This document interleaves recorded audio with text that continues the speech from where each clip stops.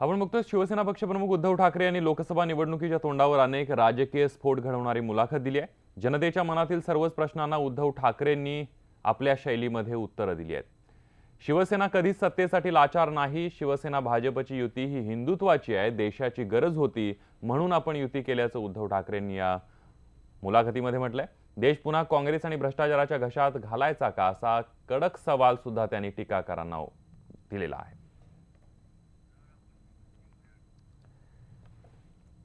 आपण बघतोय शिवसेना पक्षप्रमुख उद्धव ठाकरे यांची लोकसभा निवडणुकीच्या तोंडावर अनेक राजकीय स्फोट घडवणारी मुलाखत थोड्याच वेळामध्ये आपण पाहणार आहोत। काही मिनिटांमध्ये या मुलाखतीला सुरुवात होणार आहे। जनतेच्या मनामध्ये जे सगळे प्रश्न होते की अगोदर युती तोडायचा निर्णय घेतला, एकला चलोरची भूमिका शिवसेनेने घेतली होती, त्यानंतर युती केली आणि आता भाजप शिवसेनेमध्ये सारं काही अलबेल आहे, या सगळ्या जनतेच्या मनातल्या प्रश्नांना उद्धव ठाकरेंनी या मुलाखतीमध्ये उत्तरं दिलेली आहेत। सामनाचे संपादक संजय राऊत यांनी त्यांची ही मुलाखत घेतलेली आहे। या मुलाखतीमधले जर प्रमुख मुद्दे बघितले तर शिवसेना कधी सत्तेसाठी लाचार नाही, शिवसेना भाजपची युती ही हिंदुत्वाची युती आहे, देशाची गरज होती, देश पुन्हा काँग्रेस आणि भ्रष्टाचाराच्या घशात घालायचा का, असा सवाल सुद्धा त्यांनी टीकाकारांना केलेला आहे। त्यामुळे उद्धव ठाकरेंच्या या मुलाखतीमध्ये उद्धव ठाकरे यांची मागच्या अनेक दिवसांपासूनची भूमिका, शिवसेनेनं एकंदरीतच शिवसेनेची भूमिका जी आतापर्यंत राहिलेली आहे त्या सगळ्यावर भाष्य केलं जाणार आहे आणि म्हणूनच उद्धव ठाकरे यांची ही मुलाखत अतिशय महत्त्वाची मानली जाते। अनेक प्रश्न जे महाराष्ट्रातल्या जनतेच्या मनामध्ये होते, उद्धव ठाकरेंनी वेळोवेळी बदललेल्या भूमिका असतील, या सगळ्यामुळे काही वेळा टीका सुद्धा झाली होती। या टीकाकारांना सुद्धा आणि टीकेला सुद्धा उद्धव ठाकरे यांनी आपल्या मुलाखतीमध्ये उत्तर दिल्याचं कळतंय। राम मंदिराचा मुद्दा असेल, मोठ्या प्रमाणावर चर्चेत आला होता। उद्धव ठाकरे स्वतः अयोध्येला गेले होते, अयोध्येमध्ये मोठ्या प्रमाणावर उद्धव ठाकरेंची सभा झाली, त्याला प्रतिसाद सुद्धा चांगला मिळालेला आपल्याला पाहायला मिळाला आणि कुठेतरी भाजपचा राम मंदिराचा मुद्दा शिवसेना हायजॅक करतेय का, अशी सुद्धा चर्चा देशभरामध्ये सुरू झालेली होती। कारण उद्धव ठाकरेंच्या अगोदर बाळासाहेब ठाकरेंनी सुद्धा राम मंदिराचा मुद्दा जो आहे तो घेतलेला होता आणि त्यामुळे उद्धव ठाकरे यांच्या मुलाखतीमध्ये सुद्धा उद्धव ठाकरेंनी आता म्हटलेलं आहे की भाजप बरोबर जी युती आहे ती देशाची गरज म्हणून आहे, भाजप शिवसेनेची जी युती आहे ती हिंदुत्वाची युती आहे। काल आपण बघितलं तर परवा अमित शहा यांचा उमेदवारी अर्ज दाखल करण्यासाठी गांधीनगरला गेलेल्या उद्धव ठाकरेंनी त्यावेळी आपल्या भाषणात सुद्धा सांगितलं की आमचा विचार एक आहे, हिंदुत्व, आणि त्यासाठीच आम्ही एकत्र आलो आहोत, असं सुद्धा त्यांनी म्हटले। काही मतभेद होते पण ते एकत्र बसून चर्चेनं सोडवले आणि आता आमच्यामध्ये सारं काही अलबेल असल्याचं उद्धव ठाकरेंनी म्हटलेलं होतं।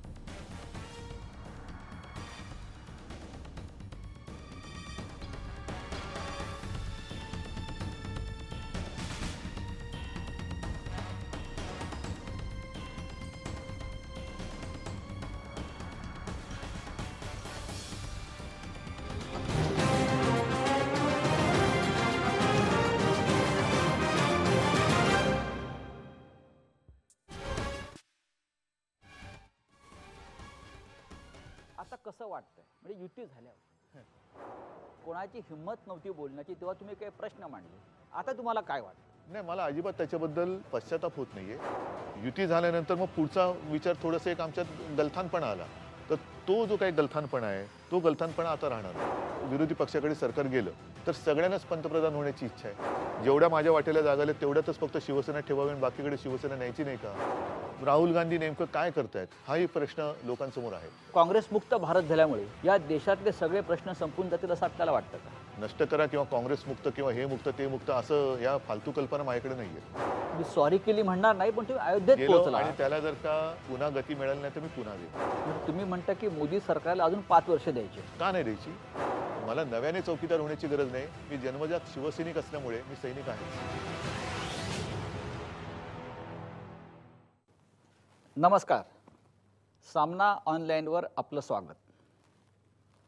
महाराष्ट्रासह देशभरात लोकसभा निवडणुकांची रणधुमाळी सुरू आहे। मग त्याला तुम्ही शंखनाद म्हणा, तुताऱ्या फुंकणं म्हणा, रणशिंग फुंकणं म्हणा, पण या संपूर्ण निवडणुकीचं वातावरण देशभरामध्ये, महाराष्ट्रामध्ये आता टिपेला गेलेलं आहे। आयाराम गायाराम यांच्या बातम्या आपण रोज वाचतो, योजना आणि घोषणांचा धुरळा उडतो आहे। या वातावरणात देशातल्या एका प्रमुख नेत्याकडे सगळ्यांचं लक्ष आहे आणि ते नेते म्हणजे शिवसेना पक्षप्रमुख उद्धव ठाकरे. निवडणुका जाहीर होण्याआधी उद्धव ठाकरे एका वेगळ्या भूमिकेत होते आणि आता निवडणुका जाहीर झाल्यावर उद्धव ठाकरे हे दुसऱ्या भूमिकेत शिरलेले आहेत. पण भूमिका कोणती असली तरी उद्धव ठाकरे यांच्या भूमिकेशिवाय देशाचं राजकारण पुढे सरकत नाही. त्यांच्या भूमिकेला एक महत्त्व आलेलं आहे आणि कायम आलेलं असतं. आज आपण या सामना ऑनलाईनच्या स्टुडिओत स्वतः उद्धव ठाकरे उपस्थित आहेत आणि जे अनेक प्रश्न गेल्या काही दिवसापासून देशाच्या किंवा लोकांच्या मनात आहेत त्या काही प्रश्नांवर त्यांच्याशी चर्चा करू आणि त्याच्यावरती उत्तरं मिळवायचा प्रयत्न करू. उद्धवजी, आपलं स्वागत, नमस्कार आणि जय महाराष्ट्र. जय महाराष्ट्र. मगाशी जे मी म्हणालो की आपल्या भूमिकेकडे सगळ्यांचं लक्ष असतं. माझा पहिला प्रश्न फार सोपा आणि साधा आहे. आता कसं वाटतंय म्हणजे युती झाल्यावर? शिवसेनेच्या भूमिकेकडे सर्व देशाचं लक्ष केवळ आजच नाही, शिवसेना प्रमुख होते त्यावेळेपासून आहे. ह्याचं कारण शिवसेनेची भूमिका ही केवळ सत्तेसाठी नसते, तर ती देशासाठी आणि जनतेसाठी असते. सत्तेत असो अथवा नसो, शिवसेना सदैव जनतेसोबत राहिली आणि यापुढेही राहील. आणि म्हणूनच शिवसेना काय म्हणते, शिवसेना काय करते आहे, याकडे देशाचं लक्ष असतं. साहजिकच आहे, आपण जो उल्लेख केला की निवडणुका जाहीर होण्याच्या आधी मी एका वेगळ्या भूमिकेत होतो. निवडणुका जाहीर मला वाटतं आत्ता झाल्या, पण त्याच्यानंतर गेल्या 1-1.5 महिन्यापूर्वी एक वेगळी भूमिका शिवसेनेने घेतली. वेगळी भूमिका म्हणजे काय घेतली, तर गेले 4 वर्ष 5 वर्ष शिवसेना सातत्याने जनतेचे प्रश्न हिरारीने मांडत आले. ज्या वेळेला संपूर्ण देशात, केवळ राज्यात तर सोडा, पण विरोधी पक्ष गलित गात्र होऊन पडले होते आणि जनतेचा आवाज कोणी उठवत नव्हतं, तेव्हा एकटी शिवसेना संपूर्ण देशात जनतेचा आवाज बुलंदपणे संसदेत उठवत होती. आणि मला अभिमान आहे की शिवसेना कधी सत्तेसमोर लाचार नाही झाली, ताठ पाण्याने उभी राहिली आणि जनतेचे प्रश्न मांडत राहिली. मग नेमकं असं काय झालं की बाबा आता मी युती केली, सगळे जग साक्ष आहे त्याला. भारतीय जनता पक्षाचे अध्यक्ष अमितजी शहा हे एकदा नाही 2 वेळा मला भेटायला आले, घरी आले आणि जेव्हा युतीचं नक्की ठरलं तेव्हा मी त्यांच्यासमोर जे जनतेचे प्रश्न मांडले, देवेंद्र फडणवीस आपले मुख्यमंत्री सुद्धा त्यावेळेला हजर पण होते. हे प्रश्न आपण सत्तेमध्ये असताना मांडू शकत होता. मांडतच होतो. म्हणजे आपण सत्तेमध्ये होता त्याच वेळेला आपण सगळेच विरोधी पक्षाची भूमिका आपण सगळे बजावत होतो. महाराष्ट्रामध्ये सत्तेचे आपण वाटेकरी सुद्धा राहिलो आहात, तेव्हा सुद्धा हे प्रश्न मांडले जाऊ शकत होते. मांडलेच होते.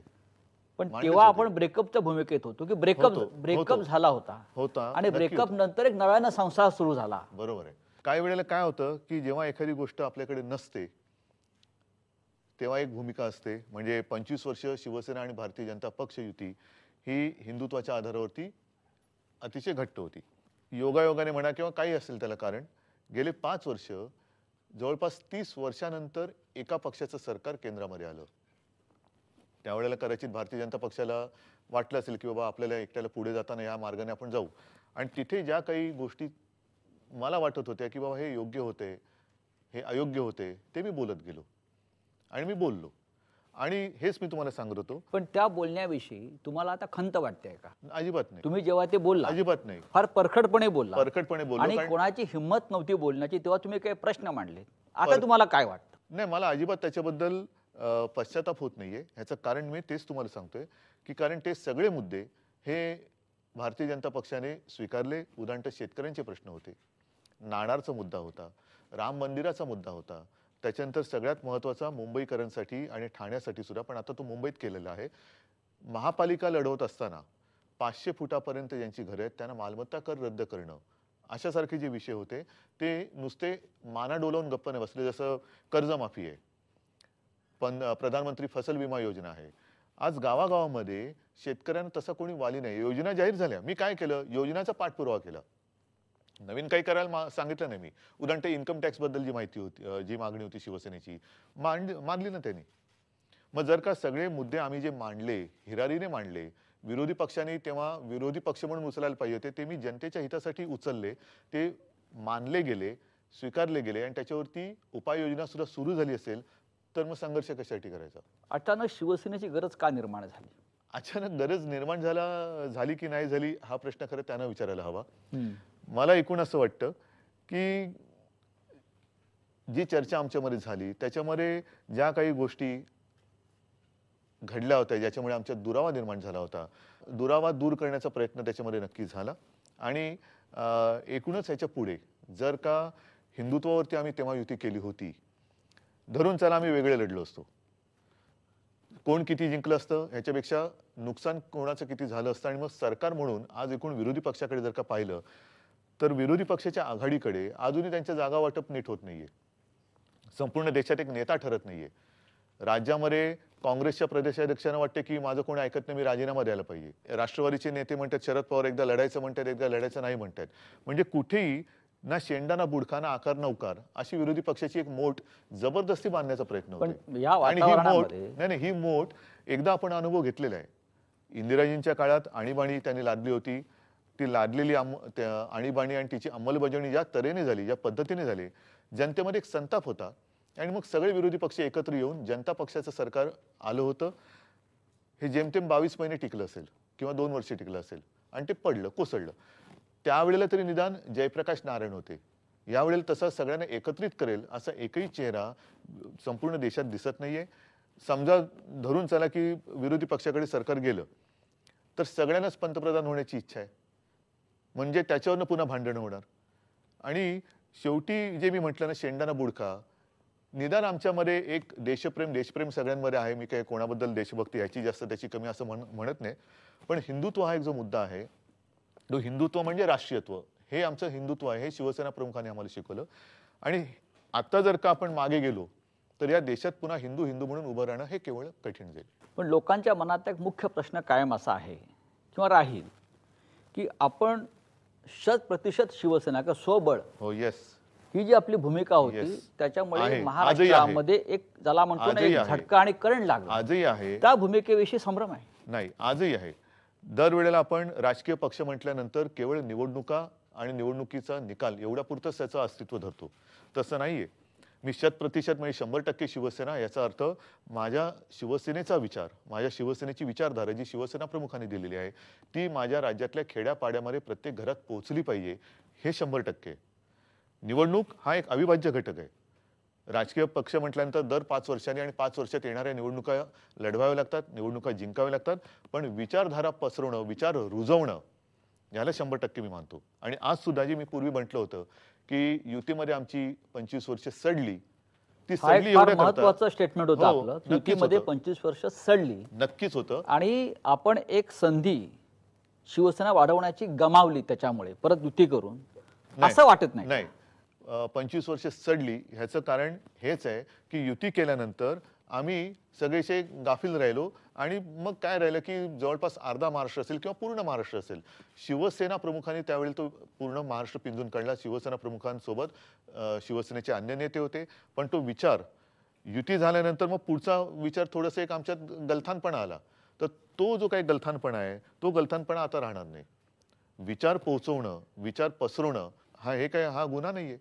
याचा अर्थ असं नाहीये की मी निवडणुकाच फक्त डोळ्यासमोर ठेवतोय. शेवटी राष्ट्र उभं करणं, देश उभं करणं, म्हणजे मी जेवढ्या माझ्या वाटेला जागा आल्या तेवढ्यातच फक्त शिवसेना ठेवावी आणि बाकीकडे शिवसेना न्यायची नाही का? कारण तो शिवसेना हा पक्ष नाही, शिवसेना एक विचार आहे.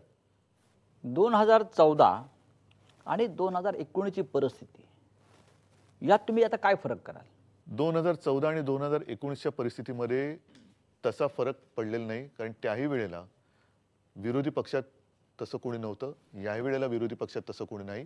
हां, एक गोष्ट मी जरूर सांगेन, मुद्दामून आठवण करून देईन. नरसिंहराव, मनमोहन सिंग यासारखे पंतप्रधान झाले, इतरही पंतप्रधान झाले, त्यांनी कामं चांगली केली. पण तेव्हा त्या काँग्रेस पक्षात त्या दर्जाचे नेते होते. आता तिथे तशा दर्जाची कोणी नेते मंडळी दिसतही नाहीयेत. आणि एकूणच त्यांचं नेतृत्व सुद्धा, राहुल गांधी नेमकं काय करतायत हाही प्रश्न लोकांसमोर आहे. की बाबा कधीतरी ते हे चांगलं बोलतायत, अरे हे काय गडबड केली.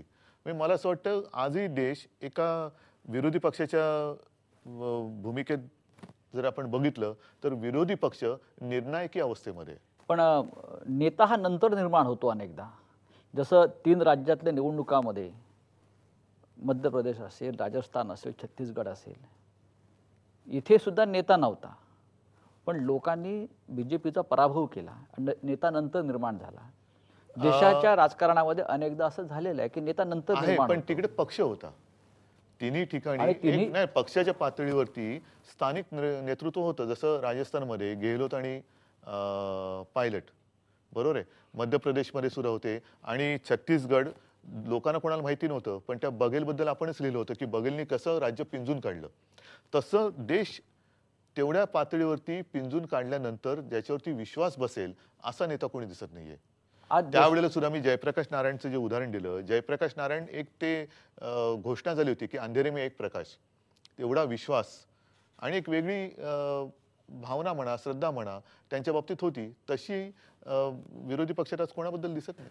2014 साली जेव्हा लोकसभा निवडणुकांना आपण सामोरे गेलात, तेव्हा देशातलं वातावरण हे 2014 आणि 2019 मध्ये मी फरक नाही जे बोललो हा. ते एवढ्यासाठी, कारण 2014ला सुद्धा शिवसेना, मी युतीबद्दल नंतर बोलेन, पण शिवसेनेबद्दल म्हणाल तर शिवसेनेचं सुद्धा उद्दिष्ट हेच होतं की केंद्रात काँग्रेस नको, केंद्रात काँग्रेस नको. मग 2014 नंतर पुन्हा 2019 मध्ये काँग्रेसच पुन्हा येण्याची शक्यता असेल, जी दिसत नाहीच आहे. दिसत नाहीच आहे. म्हणजे काँग्रेस पण नाही आणि दुसरं कोणीच तसं दिसत नाहीये. काँग्रेस नसल्यामुळे, पूर्णपणे नष्ट झाल्यामुळे किंवा काँग्रेस नाही, पूर्ण नसतं कोणी होत काँग्रेस मुक्त भारत झाल्यामुळे या देशातले सगळे प्रश्न संपून जातील असं आपल्याला वाटतं का? मी काँग्रेस मुक्त देश बोलतच नाहीये. मी काँग्रेस नष्ट करा कधी बोलतच नाहीये, कारण विरोधी पक्ष राहिलाच पाहिजे. आणि विरोधी पक्षावरती मला आजही आठवतंय, शिवसेना प्रमुखांनी मागे मला एकदा सांगितलं होतं की उद्धव, एक लक्षात ठेव, कधीही मुख्यमंत्र्यांवरती तर जबाबदारी असतेच, पण विरोधी पक्ष नेत्यावरती त्याहूनही जास्त जबाबदारी असते. कारण विरोध करणं म्हणजे अकांड तांडव करणं नाही, त्याच्यावरती सुद्धा जबाबदारी असते. जनतेला न्याय मिळवून देण्याची भूमिका त्याला फार जास्त पाडावी लागते. आणि तसं जर का बघितलं तर मी कोणालाही नष्ट करा असं म्हणत नाहीये. नष्ट करा किंवा काँग्रेस मुक्त किंवा हे मुक्त ते मुक्त असं या फालतू कल्पना माझ्याकडे नाही आहेत. फक्त आज काँग्रेसची अवस्था ही निर्णायक आहे एवढं नक्की. आणि त्यांच्याकडे तशा उंचीचे म्हणजे नरसिंहराव होते नक्कीच होते. नरसिंहराव होते. नरसिंहरावांनी चांगलं काम केलं. मनमोहन त्यांचे मनमोहन मनमोहन सिंग सिंगांनी सुद्धा पहिली 5 वर्ष चांगलं काम केलं, पण त्या दर्जाची लोक तशी दिसत नाहीत कोणी त्यांच्याकडे. गेल्या 4 वर्षात अनेक मुद्द्यांवर तुम्ही सरकारला धारेवर धरलं. काँग्रेसच्या काळात सुद्धा आपण अनेक मुद्द्यांवरती निवडणुका लढवल्या. पण ह्या वेळेला कोणते मुद्दे तुम्हाला समोर दिसतात की ज्या मुद्द्यांवरती आपण निवडणूक लढली पाहिजे? मला असं वाटतं की आजही बेकारीचा प्रश्न तसाच आहे. किंबहुना गेल्या 4 वर्षामध्ये बेरोजगारी सगळ्यात जास्त वाढली, 45% जास्त बेरोजगारी वाढली. असे अनेक प्रश्न असताना आपण हे मुद्दे लोकसभा निवडणुकीत घेणार आहोत का? नक्की घेणार. कारण आता सरकारमध्ये आपण आहात, महाराष्ट्रामध्ये नाही, एक युती लक्षात होते. घ्या, माझं नेहमी एक म्हणणं असतं की शेवटी तुम्ही म्हणालात ना की काय मगाशी जे आपण निवेदन केलं त्याच्यात म्हणाला की आता निवडणुकीची रणधुमाळी सुरू झाल्यानंतर घोषणांचं पीक, पण हे घोषणांचं पीक, त्याला पिकाला कधी कोंब येणार आहेत की नाही.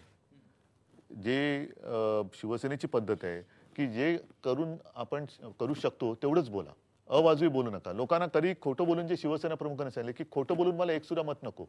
खरं बोलल्यानंतर समजा एकही मत पडलं नाही तर ते दुर्दैव आहे, पण मतं मिळवण्यासाठी खोटं बोलू नका. आणि म्हणून मी सगळ्याच राजकीय पक्षांकडनं माझी ही अपेक्षा आहे की अवाजवी काही बोलू नये, अवाजवी आश्वासनं देऊ नये की जेणेकरून लोकांच्या स्वप्नांना उगाच कुठेतरी धुमारे फुटतील आणि ते पूर्ण करू शकलो नाही.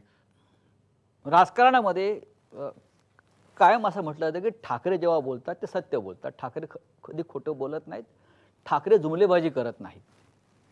राजकारणामध्ये जुमलेबाजीला महत्त्व आलं आहे किंवा जुमलेबाजीमुळे निवडणुका जिंकल्या जातात, हे आपण सुद्धा म्हटलेलं आहे. आपल्याला हे मान्य आहे का? किंवा ह्या जुमलेबाजीची गरज राजकारणात खरोखर पडते का? शेवटी निवडणूक म्हटल्यानंतर मी तुम्हाला काहीच देणार नाही असं म्हटलं तर लोक म्हणतील मी तुला मतही देणार नाही. म्हणून काहीतरी लोकांच्या आयुष्यामध्ये आत्ता जे काय आहे त्याच्यापेक्षा थोडेसे एक समाधानाचे सुख, हा जरा मी आणखी मोठा शब्द म्हणजे म्हणतो. अच्छे दिन नाही, आजचे दिन म्हणा किंवा सुखासमाधानाचे दिवस येतील हे त्यांना सांगावं लागतं. पण ते सुखासमाधानाचे दिवस आणताना अवाजवी घोषणा करणं हे कृपा करून होऊ नये असं माझं प्रामाणिक मत आहे. कारण शेवटी लोकांच्या अपेक्षा खूप असू शकतात, पण आपल्या हातात आपण त्यांच्या त्या अपेक्षांना किती सत्य स्वरूपात आणू शकतो, मूर्त स्वरूपात आणू शकतो हे कळतं. आणि तेवढ्यापुरतंच बोलावं जेवढं आपण करू शकतो. जर ही निवडणूक पूर्णपणे तुमच्या हातात असती लोकसभेची, तर तुम्ही जनतेला पहिलं आश्वासन किंवा वचन कुठलं दिलं असतं? असं कोणतेही वचन आता शिल्लक राहिलेलं नाहीये किंवा आश्वासन शिल्लक राहिलेलं नाही की जे कोणी केलेलं नाहीये, दिलेलं नाहीये. म्हणून मी म्हटलं ना की प्रत्येक ठिकाणी अन्न, वस्त्र, निवारा या तर बेसिक गरजा आहेतच, मूलभूत का गरजा पूर्ण आहेत. होऊ शकत नाही असं आपल्याला नाही, वाटतं? ह्याचं आपण या कारण असं- देशाचं नेतृत्व करता, नाही, ह्याचं कारण राजकारणामध्ये आहात आणि आपण गेल्या 70 वर्षापासून अगदी मोदींच्या राजवटीपर्यंत अन्न, वस्त्र, निवारा ह्याच मुद्द्यावरती आपण बोलतोय आणि आश्वासनं देतो. नाही, अन्न, वस्त्र, निवारा ही मला नाही वाटत जगाच्या पाठीवर कोणत्याही देशामध्ये पूर्ण झालेली संकल्पना असेल. कारण महागाई असते, सगळ्याच गोष्टी असतात, त्याच्यामुळे ह्या गोष्टी सतत चालू असतात. आणि त्या देशाची गरज जशी वाढते त्या प्रमाणामध्ये वेगवेगळे, आता जसा जमाना बदलतोय आणि त्याच्यावर आपण निवडणुका लढवतो. नाही, निवडणुका कारण 5-5 वर्षांनी निवडणुका तर लढवाव्याच लागतात. पण त्याच्यात जसं आता अन्न, वस्त्र, निवारामध्ये मग बाकीचं पाण्याची सोय आली, सिंचनाच्या सोयी आल्या, बऱ्याच गोष्टी आल्या. त्या तशा प्रमाणात त्या वाढवत गेल्या पाहिजेत. आणि त्या वाढवण्यासाठी आपल्याकडे अर्थातच तेवढी आपली पुंजी आहे ती पुरेशी असायला पाहिजे. पण 15 लाखासारखं जेव्हा आपण प्रत्येक नागरिकाला द्यायची घोषणा करतो मी ती कुठे पूर्ण गेली होऊ होती? शकत नाही. नाही, मी कुठे गेली होती? नाही, पण तरी सुद्धा तो एक हेच- वादाचा विषय आधी नाही, आहे. हेच माझं म्हणणं आहे की अवाजवी घोषणा करू नये. लोकांना नेहमी खरं बोललेलं आवडतं हो. आणि ते फार मोठी अपेक्षा आपल्याकडनं अशी करत नाहीत की मला तुम्ही अमुक द्याल. त्यांना रोजचं जे आयुष्य ना तेवढं पुरतं तुम्ही जर का खरोखर दिलं तर ते म्हणतील की ठीक आहे, जेवढं जमते तेवढं हा करतोय. पण एखादी अवाजवी गोष्ट सांगितली आणि ती पूर्ण करू शकलो नाही तर लोकांचा असंतोष वाढत जातो. शेतकऱ्यांच्या आत्महत्या आणि शेतकऱ्यांचे प्रश्न हा आपला अत्यंत मनातला एक महत्त्वाचा प्रश्न आहे, होता. जिव्हाळ्याचा विषय. जिव्हाळ्याचा शेतकरी. विषय आहे आणि आपण सातत्याने या विषयावरती तेव्हाही बोलत होता आणि आताही बोलत आहे. हा सगळा विषय जो आहे हा फक्त आपल्या राज्यातला नसून देशाचा विषय आहे. हा देश कृषी प्रधान आहे. इथे शेतकऱ्यांचे किसान पुत्र म्हणून घेणारे लोक राजकारणामध्ये आहेत, नेतृत्व करतात. तरी शेतकऱ्यांचा प्रश्न या देशामध्ये का सुटू नये? खास करून महाराष्ट्र जे पुरोगामी राज्य आहे, शेतकऱ्यांचं राज्य आहे. मागे एका कार्यक्रमात ते नेते आजही आहेत, नाव म्हणायचं तुम्ही घेऊ शकतो, पण त्यांच्यासमोर मी हा प्रश्न विचारला होता तेव्हा ते कृषी मंत्री होते. आणि त्यांनी सांगितलं होतं, संपूर्ण जगाची एक माहिती दिली होती. त्याच्यात त्यांनी सगळे इतर देश आणि त्याच्यात लोकसंख्येच्या टक्केवारीत तिथे किती शेतकरी आहेत, मग कुठे 2% आहेत, कुठे 4% आहेत, कुठे 3.2 वगैरे असे काही त्यांनी 7% आहेत आणि आपल्याकडे मात्र 65% आहेत असं ते म्हणाले होते. म्हटलं आपला देश मुळात कृषीप्रधानच आहे, म्हणून तर आपल्याला कृषीप्रधान देश आपण म्हणतो. एकूणच काय होतंय की शेतकऱ्यांसाठी खरंच आपल्याकडे काही चांगल्या योजना आहेत का? आपण तो जो काय मरमर मेहनत करतो, मी नेहमी मला त्याचं कौतुक काय वाटतं की कोणीही ज्याला आपण गुंतवणूक म्हणतो, हा आपल्या आयुष्याची गुंतवणूक करतो, त्या गुंतवणुकीला आधार काही नसतो. पाऊस पडला तर पीक येणार, बरं ते पीक सगळीकडे वारेमाप आलं तर त्याला भाव मिळणार नाही, कमी आलं, पाऊस नाही पडला तरी फुकट, जास्त आलं तरी फुकट. म्हणजे त्याचा तो विचार न करता तो आपला त्याचं आयुष्य ठरलेलं आहे. ह्या काळामध्ये हे पीक, ह्या काळामध्ये हे पीक, त्याला आपण आधार काय देतो? आधार ताबडतोबीचा आधार नक्कीच कर्जमुक्ती हा आहेच, परंतु जर का दूरगामी आपण विचार केला तर त्याच्या मालाला एक हमीभाव हा एक विषय आणि योग्य भाव, मग त्याच्यासाठी मार्केटिंग आहे. इतर देश जर का परदेशातून अन्नधान्य मागवत असतील तर त्या देशांमध्ये आपल्याकडनं काही पाठवू शकतो का? असे अनेक विषय आहेत की ज्याच्यावरती एक खरं कृषी मंत्रालय म्हणून जो काही प्रकार आहे त्यांनी ते नेमकं करतं काय? कृषी मंत्रालय नेमकं करतं काय? आणि कृषी मंत्रालयात ह्या गोष्टी बघणारी कोणी लोक आहेत की नाही, हा पण एक मुद्दा आहे.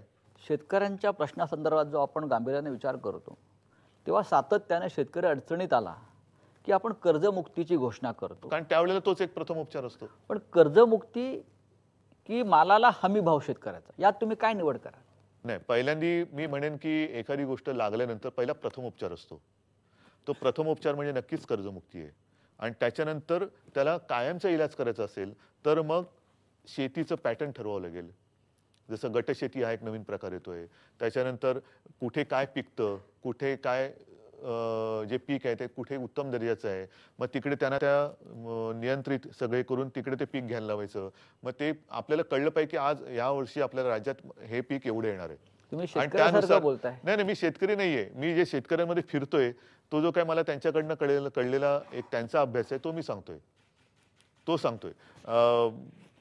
तो मग कुठे माल तो जाऊ शकतो, किती वेळात पोहोचला पाहिजे, ह्या सगळ्या गोष्टी आहेत. म्हणून मी जे मगाशी परदेशातलं म्हणत होतो ना, आता आपल्याकडे ते एक थोडंसं यायला लागलं, कारण हा भाजीपाला हा नाशिवंत आहे.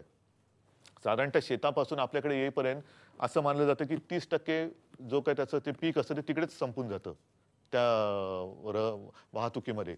आणि परदेशात हे दुर्मिळ किंवा कमी असल्यामुळे त्यांच्यावरती थंड वाफेचे फवारे वगैरे मारून ते जास्तीत जास्त टिकवण्याचा प्रयत्न केला जातो. कोल्ड चेन अशा काही गोष्टी आपल्याकडे उपलब्ध करून द्यायला पाहिजे आणि त्या हळूहळू आता सुरू झालेली त्याची. महाराष्ट्रात तुम्ही हे कधी करणार? आपली सत्ता आल्यावर शिवसेनेची हे करणार आहात? म्हणजे शिवसेनेचा मुख्यमंत्री झाल्यावर असं विचारतोय. नक्कीच. त्याच्यासाठी अधिकार पण पाहिजे आणि अधिकाराबरोबर जबाबदारीचं भान पाहिजे. नुसतं मला मुख्यमंत्री मला व्हायचं नाहीये, पण शिवसेनेचा मुख्यमंत्री म्हणून मी धडपड करतोय, म्हणून मी तडफड करतोय आहे, नक्कीच आहे. शेतकऱ्यांचा प्रश्न आहेत का? तुमचा आणखीन एक जिव्हाळ्याचा विषय होता राम मंदिराचा. तुम्ही थेट अयोध्येवर गेलो मी सॉरी केली म्हणणार नाही, पण तुम्ही अयोध्येत गेलो पोहोचला. आणि त्याला जर का पुन्हा गती मिळाली नाही तर मी पुन्हा जाईन. कारण अयोध्येत तुमचं जाणं हा देशाच्या राजकारणातला, समाजकारणातला आणि धार्मिक क्षेत्रातला एक महत्त्वाचा बिंदू ठरला. संपूर्ण देशातलं वातावरण ढवळून निघालं आणि राम मंदिराला चालना मिळेल असं वातावरण तेव्हा आपण निर्माण केलं. पण आता परत एकदा युती झाल्यामुळे म्हणा किंवा आपण जे काय भाजपशी चर्चा केली त्यानुसार त्यानंतर या विषयाला ब्रेक लागलेला आहे. असं वाटत नाही का आपल्याला? सांगतो तुम्हाला एक गोष्ट तर तुम्हाला मानावीच लागेल की मी कोणी नाहीये, पण शिवसेना अयोध्येत गेल्यानंतर थंड बस्त्यात पडलेला राम मंदिराचा मुद्दा हालायला लागला. त्याच्यावरती पुन्हा देशभर एक वादळ निर्माण व्हायला लागलं. कोर्टाला सुद्धा काही निर्णय किंवा काही पावलं उचलावी लागली, सरकारला काही पावलं पुढे टाकावी लागली. त्याच्यानंतर एक मोठा निर्णय त्याच्या बाबतीत झाला की जी एक विवादास्पद जमीन आहे तेवढी सोडून बाकीची जमीन पुन्हा त्या ट्रस्टकडे देण्याचा एक मला वाटतं निर्णय 65 एकर तो एक झालेला आहे निर्णय. जो अगदीच निश्चित पडलेला विषय होता तो बराच पुढे गेलेला आहे. आता कोर्टाने सुद्धा ते मध्यस्थ नेमलेले आहेत. म्हणजे निदान एक हालचाल सुरुवात झालेली आहे. आणि मला असं वाटतं की कोर्टाने मध्यस्थ नेमल्यानंतर कोर्टाने आणखीन एक गोष्ट कृपा करून करायला पाहिजे, ती म्हणजे या सगळ्याला कालमर्यादा घातली पाहिजे की एवढ्या याच्यामध्ये संपून आहे तर आम्हाला निर्णय द्यावा लागेल, तरच हा विषय सुटेल. आणि तिथे गेल्यानंतर एकूणच वातावरण मी बघितलं सगळं.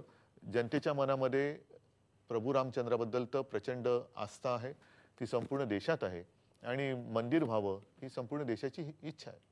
उद्धव ठाकरे यांची तुफान फटकेबाजी सुरू आहे, आपण पाहताय. आणि जवळजवळ जनतेच्या मनातल्या प्रत्येक प्रश्नाला त्यांची ठाकरे शैलीतली उत्तरं ही अशीच सुरू राहतील. आपण लहानसा ब्रेक घेऊया, तूर्त विराम घेऊया आणि परत उद्धव साहेबांशी चर्चा पुढे सुरू ठेवूया.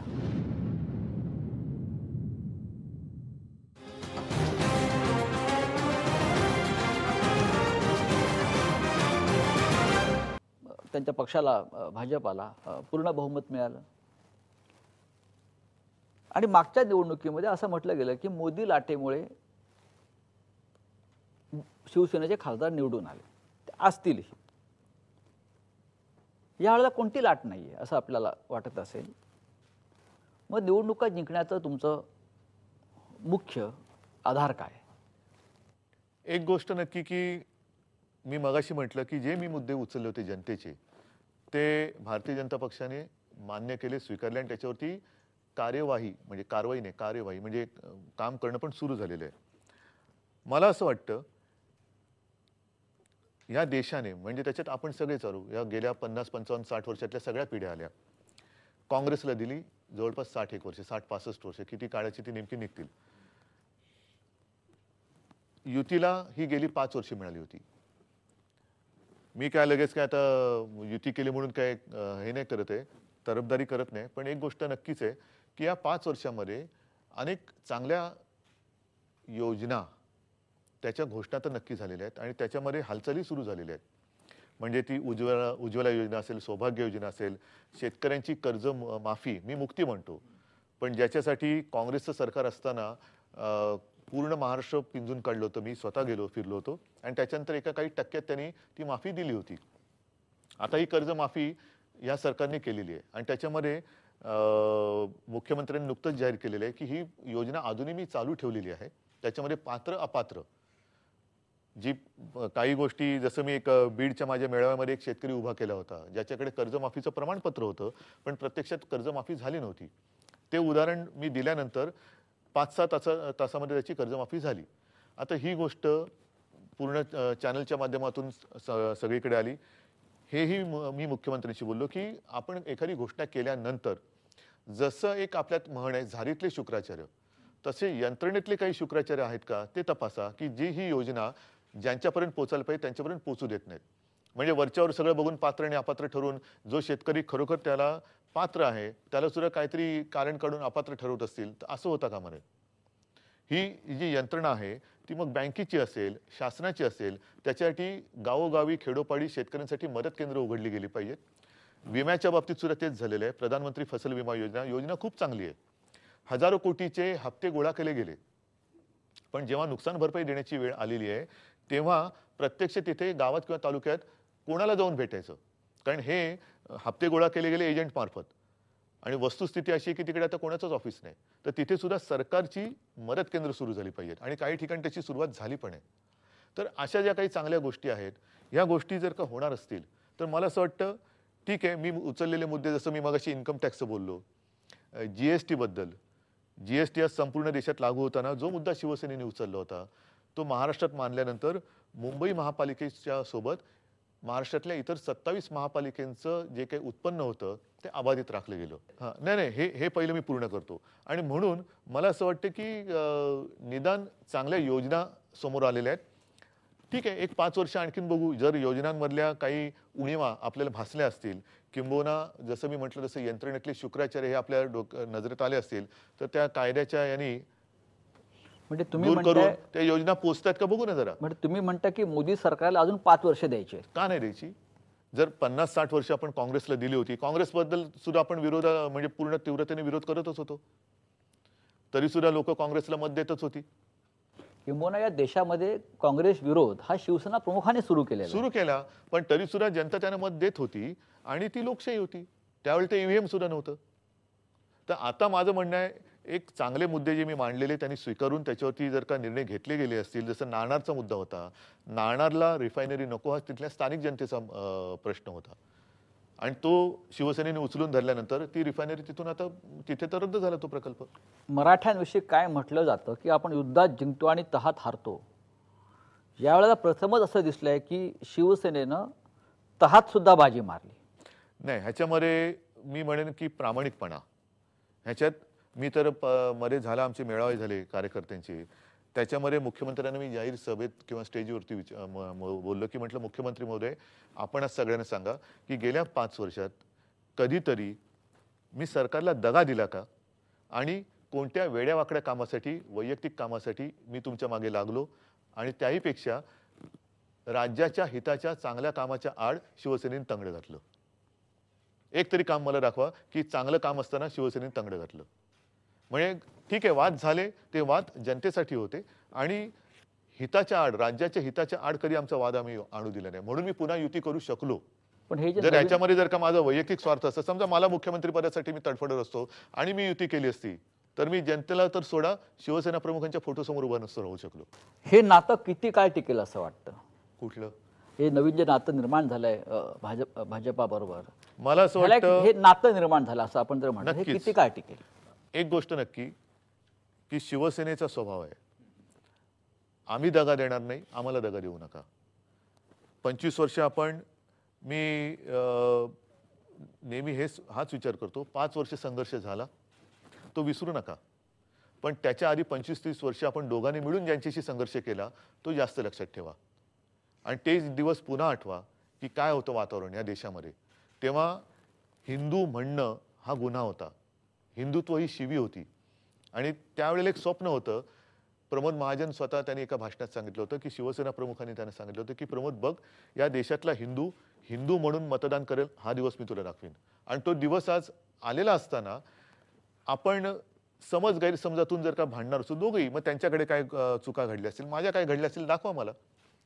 जर चूक माझ्याकडनं घडली असेल जरूर मला दाखवा, माझी ती स्वीकारून सुधारण्याची तयारी आहे. म्हणजे एक पण समज गैरसमजातून किंवा सत्तेच्या लालसेपायी आपण भांडून तंटून जे कर्माने आपण मिळवलं, किंवा काय म्हणतात ना, दैव देते आणि कर्म नेते, देवाने आपल्याला दिलं असेल आणि कर्माने जर का घालवलं तर आपण कर्मदरिद्र ठरू. म्हणजे म्हणून वेळ हा एक क्षण फार महत्वाचा होता. कारण आता जर का निवडणुका दोन्ही पक्ष वेगळे लढले असते तर आयुष्यात दोन हिंदुत्ववादी पक्ष पुन्हा कधी एकत्र आले नसते. आणि ते येताना ज्या काही गोष्टी घडल्या त्या मान्य केल्या, किंवा ह्या गोष्टी घडल्या ह्या पुन्हा घडता कामा नये. आणि म्हणून मला खात्री आहे की हे नातं दीर्घकालीन टिकेल. म्हणजे एकमेकांना दगा द्यायचा नाही, याच्यावरती एकमत आहे. नक्कीच. अमित शहाशी जी आपली चर्चा झाली त्याच्यामध्ये एकमेकांना दगा द्यायचा नाही. नक्कीच. आणि हे जर टिकलं तर हे नातं प्रदीर्घ काळ टिकेल. काय तुम्ही आणि आम्ही मिळून काय मिळवणार आहोत? त्या मिळवण्यात आपण स्वतः एकमेक काही मिळवण्यासाठी एकत्र आलोय का एकत्र मिळून लोकांना देण्यासाठी एकत्र आलेलो आहोत? मला असं वाटतं आपण एकत्र मिळून जनतेला काही देण्यासाठी एकत्र आलो, हा जर का विचार दोघांच्या मनात असेल तर मग भांडण होण्याची गरज नाही. महाराष्ट्राचा पुढला मुख्यमंत्री कोण होईल मग? मला वाटतं मुख्यमंत्र्यांचं स्टेटमेंट युतीच्या पत्रकार परिषदेच्या वेळेला होतं, त्याच्यात ते पुरेसं बोलकं आहे की जबाबदारी आणि अधिकारांचा समसमान वाटप होईल. जे शिवसेनेचा मुख्यमंत्री होईल जे लोकांच्या मनात आहे. तुम्ही त्याचा अर्थ काय, तो आपण हे सांगितलेलं आहे मराठी भाषेत आणि लोकशाहीच्या व्याख्येत जबाबदारी आणि अधिकार याचा समसमान वाटपाचा अर्थ जो आहे तो आहे. बर, महाराष्ट्रातल्या विरोधी पक्षाविषयी आपलं काय म्हणणं आहे? मी देशातलं म्हणत नाही, मी महाराष्ट्रातला विरोधी पक्ष जो गेले 3.5 वर्ष अस्तित्वातच नव्हता, आता तरी कुठे, आणि आता मधल्या काळामध्ये म्हणजे मी सांगितलं ना, अत्यंत मला नाही वाटत की यापूर्वी कधी अशी परिस्थिती महाराष्ट्रामध्ये निर्माण झाली होती. विरोधी पक्ष, मी नेहमी सांगतो की विरोधी पक्ष पाहिजे, कारण सत्ता सुद्धा डोक्यात जाता कामा नये. जे आम्ही म्हणतो की आम्ही सत्तेवरती किंवा सत्ताधाऱ्यांवरती अंकुश ठेवू, तसं अंकुश ठेवणार कोणतरी पाहिजे. आपण ठेवलात नाही इतके वर्ष. तेच मी म्हणतोय, ते काम विरोधी पक्षाचं मी विरोधी पक्ष म्हणून नाही केलं, जनतेच्या हितासाठी केलं. तसं विरोधी पक्षामध्ये अजूनही एकमत होत नाही जागा कोणत्या वाटप करायचं, आणि त्यांना रोज ते एकमेकाला चेक करतायत, हलून आहात ना अजून का गेलात, म्हणजे सेना किंवा भाजपमध्ये त्यांचा आता एकमेकाबद्दल विश्वास नाही राहिलेला. बरं, पंचायत अशी होते की आपण जेव्हा ठरवतो की आता हा आपल्यावरती टीका करतोय, आता उद्याला ठोकायचा, तो विचार पूर्ण होत नाही तोपर्यंत त्याच्यातला वडील किंवा पोरगा युतीतल्या कोणत्या तरी पक्षात आलेला असतो. याला तुम्ही काय म्हणाल राजकारणात? ह्याला काही ठिकाणी एक गोष्ट मी नक्की मानेन की प्रामाणिकपणाने काम करणाऱ्या लोकांना सुद्धा संधी मिळत नसेल तर तो अन्याय आहे, पण अन्यथा हा मतलबीपणा पण होऊ शकतो. पण एक जर पाहिलं आपण, असं काय नाही की काही आमच्यातले सुद्धा काही लोक इकडे तिकडे जातात, पण इन्कमिंग जे सध्या सुरू आहे म्हणतात ते जास्त करून भाजपात सुरू आहे. हा सत्ता असल्याचा परिणाम आहे त्यांच्या हातात पूर्ण असेल ना. ज्याच्याकडे सत्ता असते तिथे इन्कमिंग वाढतं, की युती केल्यामुळे भ्रमनिराश झाला काही कुंपणावरच्या लोकांचा आणि ते बीजेपीकडे जात आहेत. नाही, असं आहे की शिवसेनेकडे जी लोक येतात ती वाया भाजप येतात.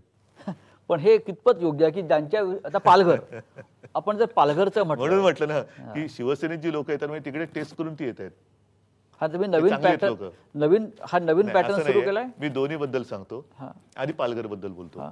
पालघरची पोटनिवडणूक गेल्या वेळेला जी शिवसेना लढली ती अर्थातच वनगा कुटुंबीय माझ्याकडे आले, आणि ती परिस्थिती तेव्हाची मी तेव्हा सांगितलेलीच आहे, का झालं कसं झालं. मग त्यांनी ती लढण्याची इच्छा व्यक्त केली, मग आपण त्यांना उमेदवारी दिली आणि मी जाहीर केलं की मी श्रीनिवासला दिल्लीत पाठवणार खासदार म्हणून. आता मधला हा 8-10 महिन्याचा काळ गेल्यानंतर गेल्या आठवड्यात श्रीनिवास मला येऊन भेटला आणि मला म्हणाल की मला बाबांसारखं काम करायचं आहे, म्हणजे चिंतामणरावांसारखं. अजूनही मला असं वाटतं मला इकडे थोडंसं काम करणं गरजेचं आहे, मला पहिलं इथे विधिमंडळात जाऊ द्या आणि त्याच्यानंतर मग 5 वर्षांनंतर माझी तयारी झाल्यानंतर मग तुम्ही निर्णय घ्या. म्हटलं बाबा बघ, मी तुला लोकसभेचं वचन दिलेलं आहे, तुझ्यासाठी मी हा मतदारसंघ मागून घेतलेला आहे, तो म्हणाला नाही, पण असं मला वाटतं की मला पहिले इथे काम करू द्या.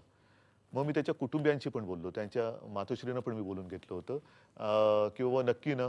तुला नाही, मला पहिले इकडे तयार होऊ द्या, मग मी तिकडे जातो. पोरगा खूप चांगला आहे, साधा आहे, प्रामाणिक आहे आणि त्याने प्रामाणिकपणाने मला सांगितलं. नाहीतर एखादा कोण असतं तर मी तर वचन त्याला दिलेलंच आहे आणि तो आता युती झाल्या म्हटल्यानंतर निवडून तर आलाच असता. पण त्याने स्वतःहून जेव्हा मला सांगितलं की मला इकडे थोडीशी काम करण्याची गरज वाटते, मला इकडे पहिले शिकू द्या. मग ऐन वेळेला प्रश्न असा येतो की नवीन चेहरा कुठून आणायचा, नवीन कुठून आणायचा. मग इकडे तिकडे शोधण्यापेक्षा ठीक आहे, आपल्या युतीमध्ये एक चेहरा आहे, खासदार झालेले आहेत, त्यांना खासदारकीचा गेल्या 1 वर्षाचा किंवा 8-10 महिन्याचा अनुभव आहे. ठीक आहे, चला त्यांना आपण खासदार म्हणून पाठवू. साताऱ्यामध्ये सुद्धा तेच झालं. साताऱ्यामध्ये गेल्या वेळेला ही जागा मित्रपक्षाला दिली होती आणि तिथे आता नरेंद्र पाटील यांच्या नावाबद्दल जेव्हा एक चर्चा झाली तेव्हा हा मला पण एक मुद्दा पटला.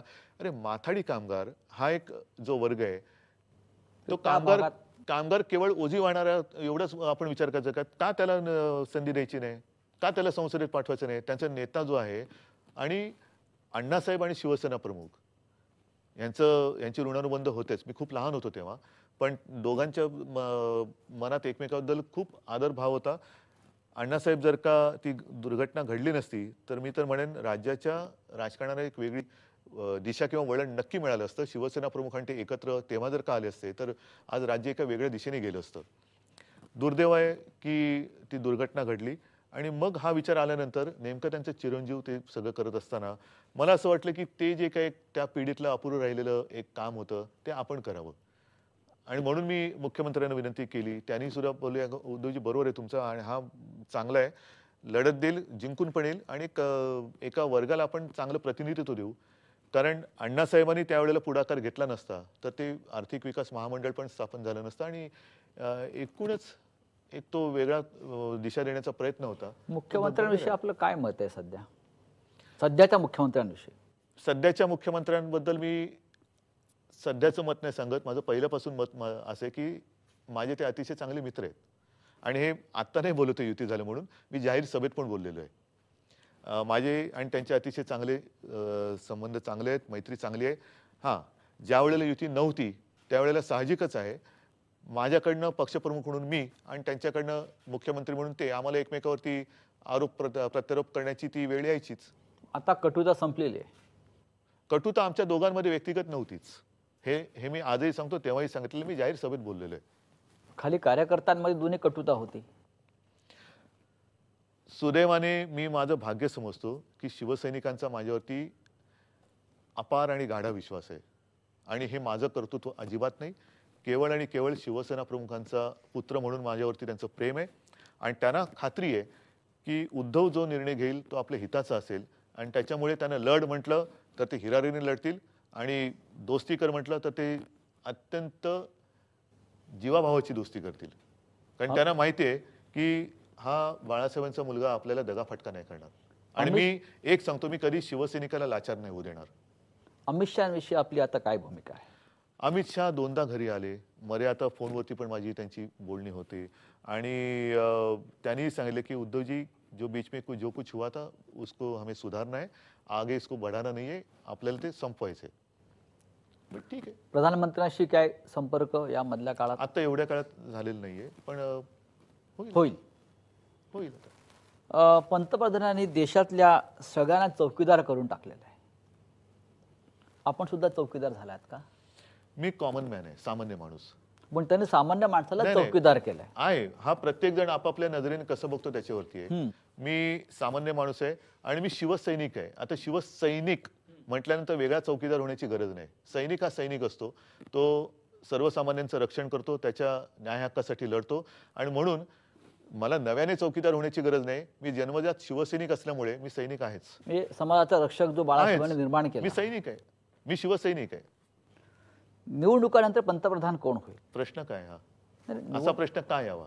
नाही, निवडणुका असतात, देशात लोकशाही आहे. आता तरी मी एक सांगतो ना की नरेंद्र मोदी पंतप्रधानपदी आहेत आणि विरोधी पक्षाकडे एक तर तसाच कोणी चेहराही नाहीये आणि मला नाही वाटत पंतप्रधानपदी आता तरी मोदींपेक्षा दुसरं कोणतरी तिकडे बसवावं अशी वेळ आलेली आहे. 4 वर्षापूर्वी जेव्हा शिवसेनेकडे 18 खासदार होते तेव्हा शिवसेनेच्या वाट्याला केंद्रामध्ये महत्त्वाचा म्हणजे रोल ज्याला म्हणतो आपण किंवा खाती आली नाहीत. जेमतेम एखादं अवजड उद्योग खातं आलं. 2019ला स्थिती सुधारली असं वाटतं का? शेवटी आता हे नातं सुधारण्याची जबाबदारी दोन्ही पक्षांवर आहे. मी काय मागायला कुठे जाणार नाही आणि मुळामध्ये आता आधी युतीला जास्तीत जास्त यश मिळवून देणं हे दोन्ही पक्षाचं काम आहे. हे दोन्ही पक्षाचं काम आहे. त्याच्यामुळे आत्ता पुढचे डोहाळे आत्ता लागण्याची आवश्यकता नाही. पहिली निवडणूक हा अतिशय महत्त्वाचा टप्पा आहे. कोणी किती कमजोर आहे असं म्हटलं तरी तसं कमजोर लेखून कोणाला चालत नाही. आपण गाफील राहता कामा नये, गलथानपणा होता कामा नये. मी तर म्हणेन राज्यातल्या 48च्या 48 जागा युतीने जिंकल्याच पाहिजे या एका निश्चयाने दोन्ही पक्षांनी उतरलं पाहिजे. राहुल गांधी आणि प्रियंका गांधी यांनी नक्कीच एक वातावरण निर्माण केलं आहे. त्यांना यश किती मिळेल हा पुढला प्रश्न. तुम्हाला या राहुल आणि प्रियंकाविषयी काय वाटतं नक्की? मला व्यक्तिगत कोणाहीबद्दल द्वेष नाही आहे. व्यक्तिगत कोणाहीबद्दल द्वेष नाही आहे आणि ही दोन्ही माझ्याहून वयाने लहान असल्यामुळे मी मुलं म्हणतो. तयार होत आहेत. परंतु जे मी मगाशी म्हटलं की अजूनही राहुल गांधी देशाचं नेतृत्व करू शकतील. मरे असं वाटत होतं की आता एक चांगली काहीतरी जडणघडण घेते, पण अजूनही असं निश्चित काय आकार उकार त्यांच्या नेतृत्वाला येतोय असं वाटत नाहीये. भारतीय जनता पक्षातून अधिकृतरित्या अडवाणी युगाचा अस्त झाला आणि आपण त्यांच्याबरोबरही काम केलं आहे. NDAचे प्रमुख होते आणि आता ते पक्षातून किंवा निवडणुकीच्या राजकारणातून पूर्णपणे त्यांना दूर करण्यात आलेलं आहे. या प्रक्रियेविषयी आपल्याला शिवसेना प्रमुख म्हणून काय वाटतं? मी एक सांगतो, शिवसेना अर्थात मी शिवसेना प्रमुख पक्षप्रमुख म्हणतो कारण शिवसेना प्रमुख एकच आणि तुम्ही तो शिवसेना प्रमुख शब्द उच्चारलात म्हणून मी शिवसेना प्रमुखांची एक आठवण सांगतो. मी म्हणूनच तो उच्चारला. स्वतः शिवसेना प्रमुखांनी तुम्ही बघितले असाल, तुम्ही त्याला स्वतः साक्षात शिवसेनेचे सर्व नेते आणि शिवसैनिक साक्षात की साधारणतः अखेरची 5-10 वर्ष